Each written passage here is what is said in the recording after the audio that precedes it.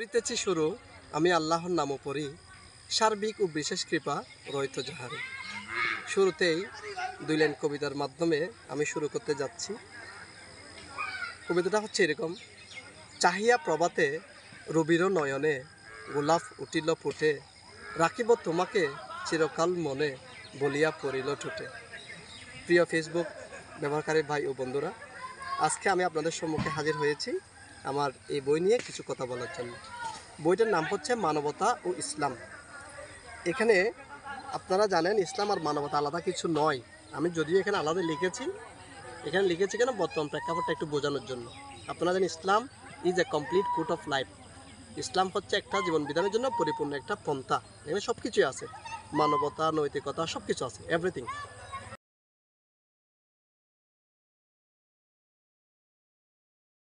আজকে এই বইয়ের মধ্যে কী আছে সেটা আমি আপনাদেরকে বলবো। এই বইটা আমি লিখেছি আসলে ইসলামের বিষয় নিয়ে। যদি এটা সবাই পড়তে পারবে। আমার এই বইটার পাণ্ডুলিপি প্রথম পড়েছেন আমার দুইটা হিন্দু স্টুডেন্ট। প্রতিদিন আমি রাত্রে যে পৃষ্ঠাগুলো লিখতাম, সকালে কোচিংয়ে ক্লাস নেওয়ার পর তাদেরকে দিতাম, তারা সেই পৃষ্ঠাগুলো পড়তো। তো তাদেরও খুব পছন্দের একটা বই এটা। তো সেক্ষেত্রে বোঝাই যাচ্ছে এটা যদিও মানবতা ইসলাম নিয়ে লেখা হয়েছে, এটা আসলে প্রত্যেক ধর্মের মানুষই পড়তে পারবে এবং আশা করি এখানে অনেক কিছু শিখতে পারবে।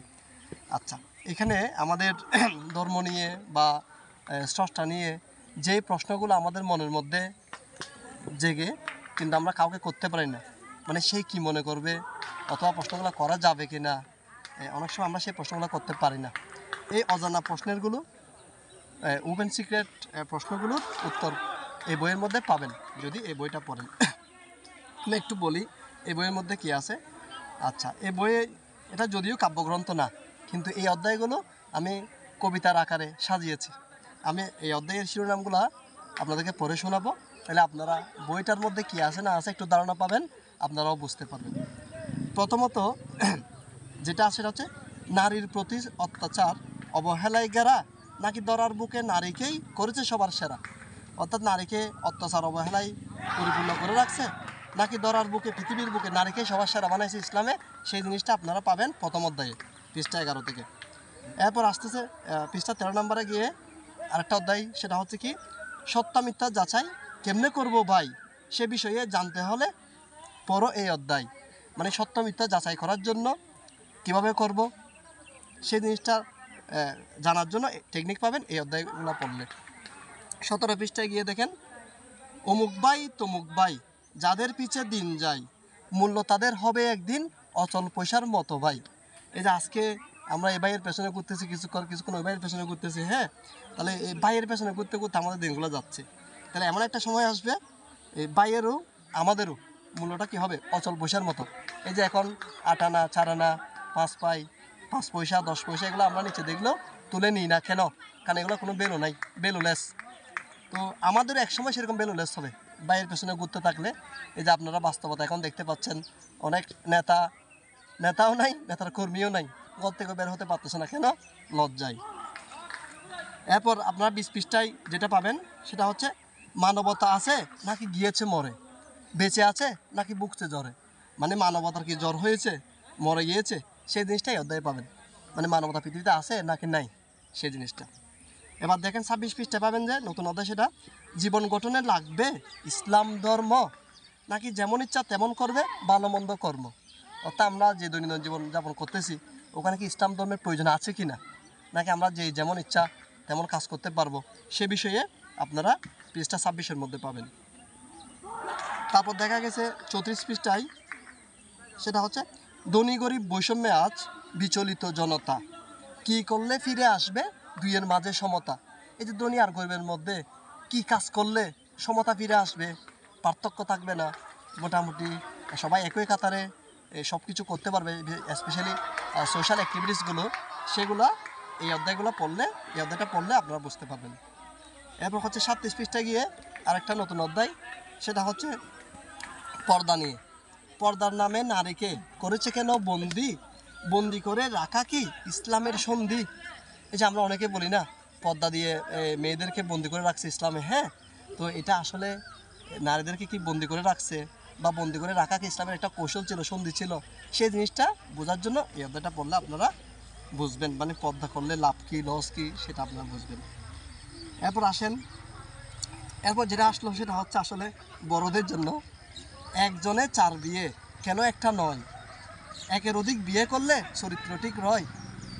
মানে আমরা অনেকে বলি না, এই যে ওই গ্রামে গঞ্জে দেখা যায় কেউ একজন 2টা বিয়ে করছে তাকে তিরস্কারের মুখোমুখি হতে হয়, কেউ একজন 3টা বিয়ে করছে তাকে তিরস্কারের মুখোমুখি হতে হয়। তাহলে এই জিনিসটা আসলে আমরা রং তামাশার মধ্যে নিয়ে গেছি, যে আমরা এটা বোঝাতে চাচ্ছি যে মানে একটার বিয়ে 2টা, একটার বেশি বিয়ে শাদী করা যাবে না। ইসলামে কি বলতেছে বা কারা কারা করতে পারবে, কারা কারা করতে পারবে না সেটা আমরা বুঝি না, আমরা তিরস্কার করি। এই যে মানে একটা নাম ওদেরকে ওই সামাজিকভাবে বিভিন্ন নামে ডাকা হয় না, আমি বলতে চাচ্ছি না, মানে বিভিন্ন নামে ডাকে, তাদেরকে তিরস্কার করা হয়, তিরস্কার করে ডাকে। কিন্তু কারো যদি ক্যাপাসিটি থাকে সে করতে পারবে কিনা, ইসলামে কী বলে সেই বিষয়গুলো আপনারা পাবেন এই 40 পৃষ্ঠার এই অধ্যায়ে। এই অধ্যায়টার নাম হচ্ছে কি, একজনে 4 বিয়ে কেন একটা নয়, একের অধিক বিয়ে করলে চরিত্র ঠিক রয়, এটা। তাহলে এরপর আমরা 42 পৃষ্ঠা গিয়ে আরেকটা অধ্যায় পাবো, সেটা হচ্ছে সেটাও বড়দের জন্য, ছেলেরা যদি 4টা বিয়ের অনুমতিপ্রাপ্ত হয়, মেয়েরা কেন একসাথে 4টা বিয়ে নয়। মানে একটা ছেলে যদি 4টা স্ত্রী থাকতে পারে একসাথে, তাহলে একটা মেয়ের 4টা স্বামী থাকতে পারবে না কেন।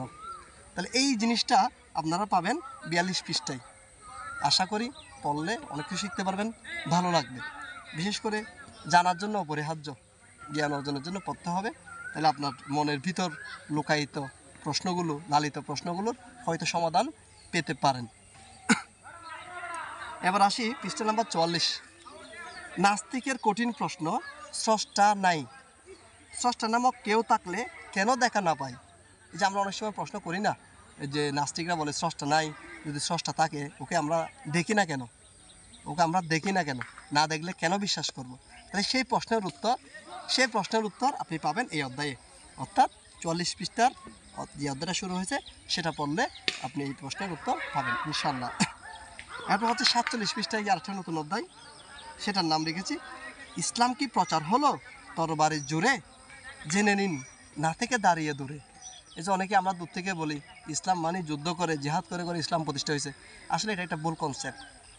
ঠিক আছে, ইসলাম কি তরবারির জোরে প্রতিষ্ঠিত হয়েছে, হ্যাঁ, নাকি হয় নাই, নাকি অন্য কোনো কৌশল ছিল যেটার মাধ্যমে ইসলাম প্রতিষ্ঠিত হয়েছে, সেই জিনিসটা আমরা এই অধ্যায়টা পড়লে বুঝতে পারবো ইনশাআল্লাহ। এরপর আসেন, সেটা আরও চমৎকার, 50 পৃষ্ঠায় গিয়ে দেখো, সেটা না করলে ভাই পরিশুদ্ধি, ভুল হয়েছে যত, মূল্য তোমার হবে একদিন পচা ডিমের মতো। ছোটোবেলায় আমরা এই যে এখন থেকে 25 বছর আগে যখন আমরা প্রাইমারি স্কুলে পড়তাম, তখন আমরা ওই যে অনেক সময় পুকুর পাড়ে শীতকালে মানে হাঁসের ডিম পাইতাম, মুরগির ডিম পাইতাম। তো ডিম পাইলে, ডিম ভালো থাকলে সেটা তো আমরা বাসায় নিয়ে আসতাম, ডিম যদি নষ্ট হয় সেটা আনতাম না, কেন, নষ্ট ডিমের কোনো ভ্যালু নাই, বা এটা মার্কেট ভ্যালু নাই, এটা কেউ খেতেও পারে না, বিক্রিও করে না। তো এই জিনিসটা হচ্ছে আপনাকে মাথায় রাখতে হবে। এখানে যেটা বললো, না করলে ভাই পরিশুদ্ধি, এই যে আমরা তো ভুল করতেছি, না করলে ভাই পরিশুদ্ধি, ভুল হয়েছে যত, মূল্য তোমার হবে একদিন পচা ডিমের মতো। মানে আমাদের ভুলগুলো যদি আমরা পরিশুদ্ধি না করি, ভুলের মধ্যে থাকি, তাহলে আমাদের মূল্যটা পচা ডিমের মতো হবে। সমাজের মধ্যে আমাদের ভ্যালু থাকবে না, পরিবারের মধ্যে আমাদের ভ্যালু থাকবে না, দেশের মধ্যে আমাদের ভ্যালু থাকবে না। মানুষ মাত্রই ভুল হবে, ভুল থেকে আমরা সংশোধন করব, সংশোধন করলে আমরা পরিপূর্ণ মানুষ হব, আমাদের রেসপেকটেশনটাও বেড়ে যাবে। এটা এই অধ্যায়ের মূল আলোচ্য বিষয়। এবার আসেন 54 পৃষ্ঠায় যেটা আছে, দল ধর্ম রং পদবী মুখ্য বিষয় নয়, মুখ্য হলো মানুষ কিনা, মানুষই আসল পরিচয়। কে কোন দলের, কোন ধর্মের, কোন রঙের, কোন জাতের, কিসের চাকরি করে, এটা মুখ্য বিষয় নয়। মুখ্য হলো মানুষ কিনা, মানে ও মানুষ কিনা, মানুষই আমাদের আসল পরিচয়। মানুষ হলেই তার সাথে আমি মিশবো, মানুষ হলেই তার সাথে আমি বন্ধুত্ব করব, মানুষ হলেই তাকে আমার পাশে স্থান দেব, এটাই আমাদের মুখ্য বিষয়। এই আলোচনাটা আপনি পাবেন 54 পৃষ্ঠায়। এরপর যেটা সেটা হচ্ছে 56 পৃষ্ঠায়, সেটাও সমসাময়িক বিষয় নিয়ে দেখো, নতুন নয় আজ সত্যের সাথে মিথ্যার দ্বন্দ্ব, পূর্বে ছিল এখনও আছে পরেও হবে না বন্ধ। এই যে সত্য মিথ্যার মধ্যে একটা দ্বন্দ্ব থাকবে, ভালো আর খারাপের মধ্যে একটা দ্বন্দ্ব থাকবে, এটা আজীবন আছে। সুন্দর আর অসুন্দরের মধ্যে একটা পার্থক্য থাকবে, হ্যাঁ, তো সেটা এখানে এই অধ্যায়ে আলোচনা করা হয়েছে। নতুন নয় আজ, সত্যের সাথে মিথ্যার দ্বন্দ্ব পূর্বে ছিল, এখনও আছে, পরেও হবে না বন্ধ। এই যে সময়ের মধ্যে ফেরাউন ছিল সেই সময় মুসা আলাইহিস সালাম ছিল, যে সময় নমরুদ ছিল সে সময় ইব্রাহিম আলাইহিস সালাম ছিল। তাহলে ভালোও ছিল, খারাপও ছিল। সমাজের মধ্যে ভালো আর খারাপ দুইটাই আছে, সত্য আর মিথ্যা দুইটাই আছে। এই দুইটার দ্বন্দ্ব আজীবন থাকবে, এটাই বাস্তবতা। তো এই জিনিসটি আলোচনা করা হয়েছে কত নম্বর 56 পৃষ্ঠায় এই বিষয় নিয়ে আলোচনা করা হয়েছে। এরপর দেখেন সারা বিশ্বের ওয়ার্ল্ড পলিটিক্স, ভিলেজ পলিটিক্স, তারপর যেগুলো আছে দেশীয় যেগুলো ন্যাশনাল পলিটিক্স যেগুলো আছে সেগুলো নিয়ে এদের লেখা। ঝগড়া বিবাদ কোন কারাফি, নতুন কিছু নয়, এইসব কিছু দায়ভার কার কাঁধে রয়। মানে যে ঝগড়া কোন খারাপি এগুলো নতুন কিছু না, এটা সৃষ্টির প্রথম থেকেই, সৃষ্টির আদি লগ্ন থেকেই এগুলো হয়েছে, এখনও হচ্ছে, ভবিষ্যতেও হবে। এগুলো কখনো স্টপ ছিল না, সাইলেন্ট ছিল না। তাহলে এইসব কিছুর দায়ভার কার কাঁধে রয়। অনেক সময় দেখা যায় ঝগড়া করে দুইজনে এই বোঝাটা অর্থাৎ দায়টা চাপাই দেয় অন্যের কাঁধে কৌশলে। এই যেই সবচেয়ে বড় অপরাধী যে ঝগড়া লাগাই দিচ্ছে সে রেসপেকটেশন পাচ্ছে, সে কালার হচ্ছে না, বাকিরা কালার হচ্ছে। তো এটা একটা পলিটিক্স, এই বিষয় নিয়ে এখানে লেখা হয়েছে 59 পৃষ্ঠায়। এরপর আসেন পৃষ্ঠা নাম্বার 63, এটা সর্বশেষ অধ্যায় আমার এই বইয়ের সর্বশেষ অধ্যায়। সেটা হচ্ছে দেখেন, শিখতে যদি হয় যাও তার কাছে, মানবতা আছে যার, জীবন গঠনে রেখে গেছেন যিনি, জাজল্য দৃষ্টান্ত মানবতার।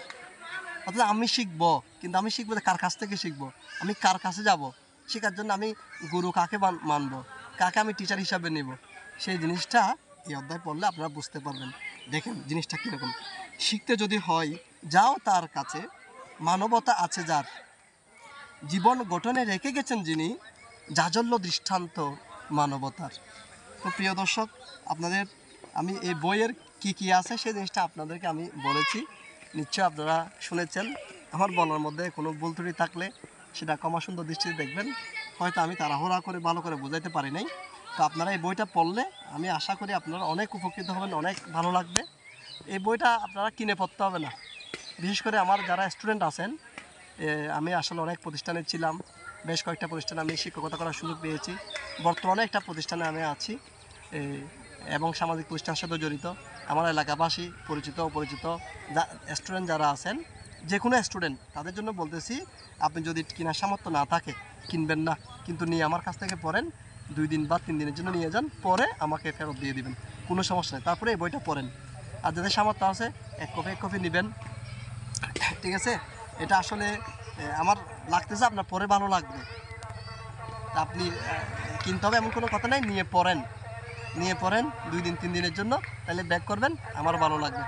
অবশেষে আপনারা সবাই ভালো থাকেন, সুস্থ থাকেন এবং বেশি বেশি বই পড়েন, বাচ্চাদের হাতে বই তুলে দেন। আল্লাহ হাফেজ, আসসালামু আলাইকুম ওয়া রাহমাতুল্লাহ।